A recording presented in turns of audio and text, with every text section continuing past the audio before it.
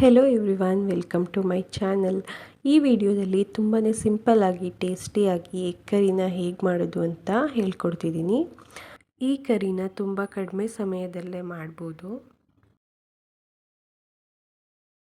First ಒಂದು ಕಡಾಯಿನ ತಗೊಂಡು ಅದಕ್ಕೆ 3 ಟೇಬಲ್ ಸ್ಪೂನ್ ಆಗೋಷ್ಟು ಆಯಿಲ್ನ ಹಾಕ್ಕೊಳ್ತಾ ಇದ್ದೀನಿ. ಈಗ ಮಸಾಲ ಐಟಮ್ಸ್ನ ಆ್ಯಡ್ ಮಾಡ್ತಿದ್ದೀನಿ.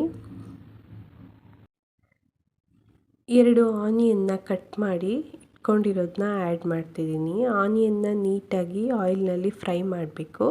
ಹಸಿ ಸ್ಮೆಲ್ ಹೋಗೋವರೆಗೂ ಫ್ರೈ ಮಾಡ್ಕೊಳ್ಬೇಕು.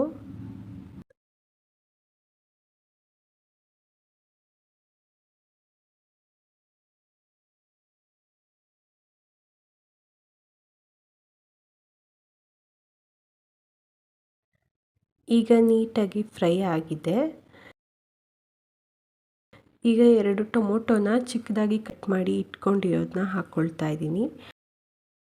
ಟೊಮೊಟೊನೂ ಕೂಡ ಸ್ಮೂತ್ ಆಗೋವರೆಗೂ ಚೆನ್ನಾಗಿ ಬೇಯಿಸ್ಕೋಬೇಕು.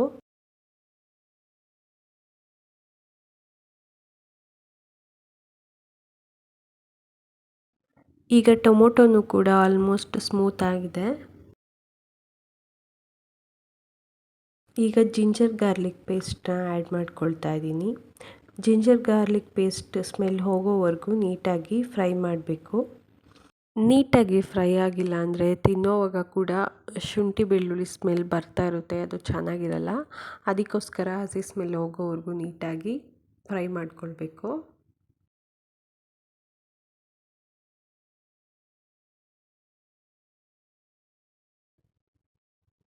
ನೀಟಾಗಿ ಫ್ರೈ ಆದಮೇಲೆ ಸ್ವಲ್ಪ ಟರ್ಮರಿಕ್ ಪೌಡರ್ನ ಹಾಕ್ಕೊಳ್ತಾ ಇದ್ದೀನಿ. 1 ಸ್ಪೂನಷ್ಟು ಚಿಲ್ಲಿ ಪೌಡರ್ನು ಕೂಡ ಹಾಕ್ಕೊಳ್ತಾ ಇದ್ದೀನಿ. ಆ್ಯಂಡ್ 1 ಸ್ಪೂನಷ್ಟು ಕೊರಿಯಂಡರ್ ಪೌಡರ್ ಕೂಡ ಹಾಕೋಬೇಕು. ಈಗ ಎಲ್ಲನೂ ನೀಟಾಗಿ ಮಿಕ್ಸ್ ಮಾಡ್ಕೋಬೇಕು.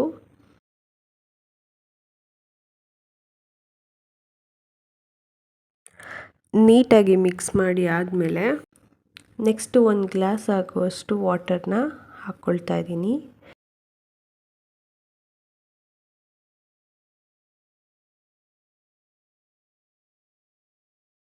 ನೀಟಾಗಿ ಎಲ್ಲನೂ ಮಿಕ್ಸ್ ಮಾಡಿ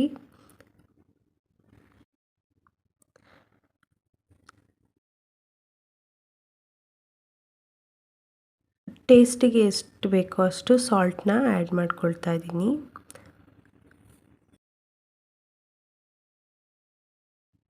ಫೈವ್ ಮಿನಿಟ್ಸ್ ಕುಕ್ ಆಗೋದಕ್ಕೆ ಬಿಡಬೇಕು.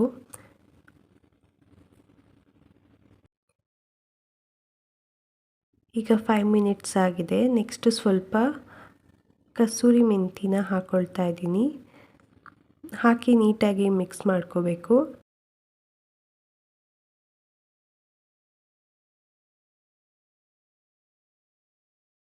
ಆ್ಯಂಡ್ ಸ್ವಲ್ಪ ಕೊತ್ತಂಬರಿ ಸೊಪ್ಪನ್ನು ಕೂಡ ಹಾಕ್ಕೊಳ್ತಾ ಇದ್ದೀನಿ. ಹಾಕಿ ಎಲ್ಲನೂ ನೀಟಾಗಿ ಮಿಕ್ಸ್ ಮಾಡಿ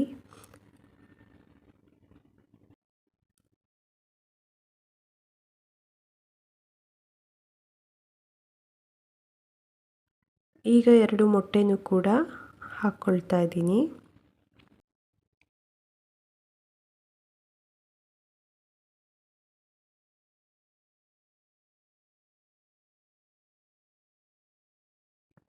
ಮೊಟ್ಟೆನೂ ಹಾಕಿ ಲಿಡ್ನ ಕ್ಲೋಸ್ ಮಾಡಿ ಗ್ಯಾಸ್ನ ಸಿಮ್ಮಲ್ಲಿಟ್ಟು 5 ಮಿನಿಟ್ಸ್ ಕುಕ್ ಆಗೋದಕ್ಕೆ ಬಿಡ್ತಾ ಇದ್ದೀನಿ.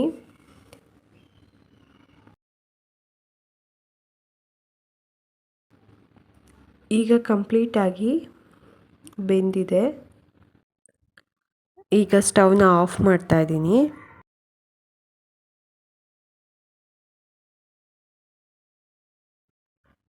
ನೋಡಿದ್ರಲ್ವ ಎಷ್ಟು ಈಸಿಯಾಗಿ ಸಿಂಪಲ್ಲಾಗಿ 5 ಮಿನಿಟ್ಸಲ್ಲಿ ಎಗ್ ಕರಿನ ಮಾಡೋದು ಅಂತ. ನೀವು ಕೂಡ ಇದೇ ರೀತಿ ಟ್ರೈ ಮಾಡಿ ಹೇಗಿದೆ ಅಂತ ಕಮೆಂಟ್ ಮೂಲಕ ತಿಳಿಸಿ. ಆ್ಯಂಡ್ ಈ ವಿಡಿಯೋ ಇಷ್ಟ ಆಗಿದ್ದರೆ ಪ್ಲೀಸ್ ಲೈಕ್ ಮಾಡಿ, ಶೇರ್ ಮಾಡಿ. ಆ್ಯಂಡ್ ಈ ಚಾನಲ್ನ ಸಬ್ಸ್ಕ್ರೈಬ್ ಮಾಡಿಲ್ಲ ಅಂತ ಅಂದರೆ ಪ್ಲೀಸ್ ಸಬ್ಸ್ಕ್ರೈಬ್ ಮಾಡಿ ಆ್ಯಂಡ್ ಸಪೋರ್ಟ್ ಮಾಡಿ ಅಂತ ಹೇಳ್ತಾ ಈ ವಿಡಿಯೋನ ಇಲ್ಲಿಗೆ ಕಂಪ್ಲೀಟ್ ಮಾಡ್ತಾ ಇದ್ದೀನಿ. Thank you for watching.